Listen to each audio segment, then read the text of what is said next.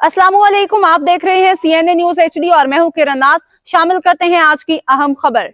फैसलाबाद की तहसील तांदलियावाला के नवाई इलाका थाना बालिक की हदूद वहाँ मोचिया में नामालूम मुलजमान की फायरिंग से तहरे कत्ल का मामला। RPO फैसलाबाद जीशान असगर का वाक़े का नोटिस CPO फैसलाबाद साहबजादा बिलाल उमर से रिपोर्ट तलब कर ली। जहाँ बाक होने वालों में 2 मर्द अब्बास मुजम्मिल और 1 औरत जोरा बीबी शामिल। वाक़या की इतला पर SP सदर division DSP Tandlianwala investigation team मौका पर पहुँच गई। सीनियर अफसरान जाए वकुआ पर मौजूद शवायद को इकट्ठा करना शुरू कर दिया। बाजरिया PFSA इकट्ठा करवाएं, तफ्तीश के अमल को तेज़ी से शुरू किया जाए। जीशान असगर साहब का ये कहना था कि CPO फैसलाबाद को मुलजमान की गिरफ्तारी के लिए स्पेशल टीम तश्कील देने का हुक्म।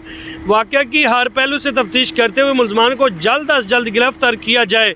लवाहिकीन को इंसाफ की फराहमी तरजीह बुनियादों पर यकीनी बनाई जाए।